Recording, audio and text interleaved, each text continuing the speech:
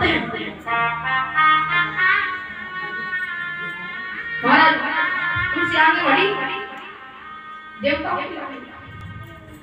भोले बाबा खड़े हैं, देखती है कि भोले बाबा ठीक है लेकिन इनका बेस ही अमंगल है, नहीं किसी को पसंद ना करके किसी की बरमाला ना डालकर जो सभी पंक्तियों से अलग खड़े हुए भगवान श्रीमन नारायण और जाकर के महाराज पति रूप में वर्णन कर ली। इसलिए भगवान का एक नाम हो गया बोले लक्ष्मी नारायण भगवान की, क्योंकि लक्ष्मी नारायण की थी और नारायण की है और नारायण की ही रहेगी।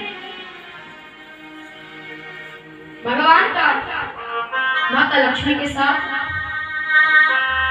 विवाह सुसंपन्न हो गया, सागर मंथन प्रारंभ हो गया। भगवान अमृत का कलश लेकर के आयुर्वेद शास्त्र का प्रचार करने के लिए भगवान ने स्वयं धन्वंतरी का रूप धारण करके आए। बोले धन्वंतरी भगवान की, अमृत का कलश लेकर आए। महाराज दैत्य आए और झपट्टा मार करके ले गए, भाग गए, अमृत गया और देवता कहते हैं वो चिल्लाते रहते ले गए ले गए। भगवान बोले देवता मैं तो गया लेकिन पी नहीं पा रहे हो। देवता बोले कैसे, कभी देखना महाराज उधर दैत्य की लड़ाई झगड़ा चल रहा है, किस बात का कि हम पूर्वम नात्तम ही प्रभु, कि मैं पहले पीऊंगा मैं पहले पीऊंगा। महाराज आपस में झगड़ा चल रहा है, तभी भगवान स्वयं श्रीमन नारायण मोहिनी का रूप धारण करके आते हैं। बोले मोहिनी भगवान की। दैत्यों के पास आते जैसे ही दैत्यों ने मोहिनी भगवान को देखा, मोहिनी को देखा, अब तो महाराज दैत्य लट्ठू हो गए। बोले कुछ अमृत का ध्यान नहीं है, अमृत का कलश एक तरफ रखा हुआ है, उसमें किसी ध्यान नहीं है, बस सिर्फ और सिर्फ भगवान दिख रहे हैं।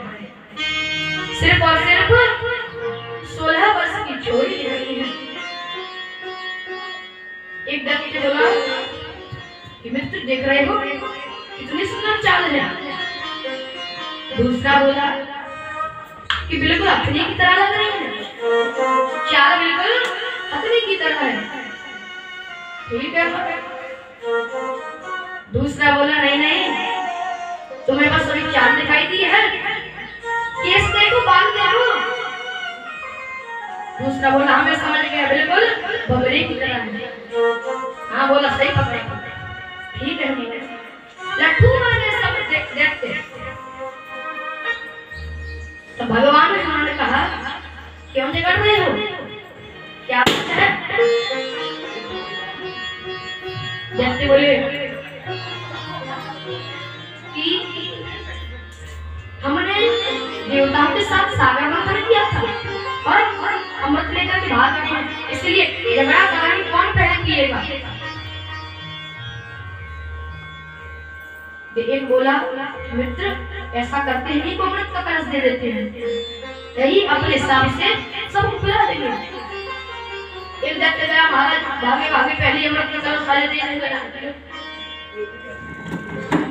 जो भगवान मोहिनी का रूप धारण करके आए थे उन्होंने कहा कि दैत्यों कैसे, मैं अनजानी स्त्री हूँ, तुमने बिना परिचय ही मुझको अमृत का कलश दे दिया। अब तुम्हारा दैत्यों की और श्रद्धा बढ़ गई कि देवी जी को तो धर्म शास्त्र का भी ज्ञान है कि अनजानी स्त्री को बिना परिचय का नहीं देना चाहिए। अब तो और श्रद्धा बढ़ गई, महाराज नहीं देवी जी देखना पड़ेगा आप ही। भगवान ने कहा दैत्यों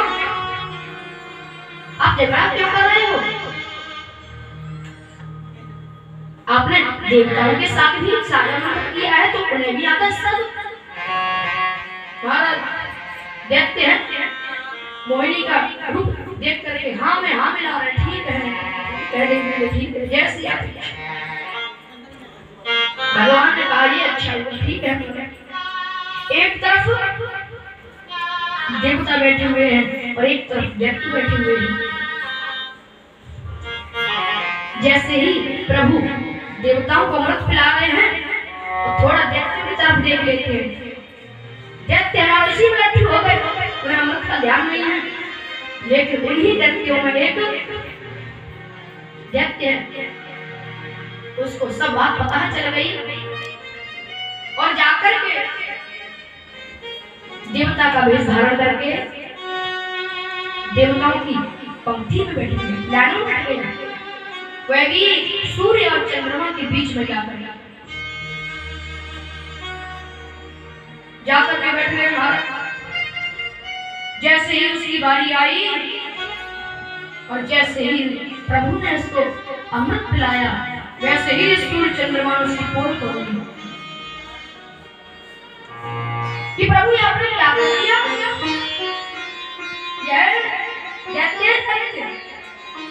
देवता का वेश धारण करके आया है और आपने इसको अमृत पिला दिया। प्रभु ने तुरंत चतुर्भुज रूप का धारण किया और अपने सुदर्शन चक्र के द्वारा उस दैत्य का सर धड़ से अलग कर दिया। वो दैत्य उसके सर धड़ से अलग हो गया। जिसने अमृत का पान किया था, उस अमृत की बूंदें पृथ्वी पर आकर गिरी, जिससे प्याज और लहसुन की पत्ती होती है। ये अमृत है, औषधि है, लेकिन दैत्य के मुंह में से निकली है, इसलिए निषेध होने लगी है। यही दैत्य आगे चलकर के राहु केतु बनते हैं और चंद्रमा और सूर्य से बदला लेने के लिए आते हैं, जिसको चंद्रग्रहण कहते हैं। जब चंद्रमा और सूर्य पर एक प्रकोप होता है महाराज, अब तो देवताओं ने मत पी लिया था। दैत्य बोले मारो इनको, देवता बोले आ जाओ, कुछ नहीं होने वाला, हमने मत पी लिया। अब तो क्या करो, कर लो। दैत्य बोले नहीं भैया, होशियारी इसी में है, युद्ध ना करो, सब भाग गए महाराज। और स्वर्ग पर देवताओं का अधिपत्य राज्य हो गया। सुखदेव जी कहते हैं राजन, सप्तम मनवंतर में प्रभु ने वामन का रूप धारण किया, जो कि राजा बलि से 3 पग पृथ्वी की याचना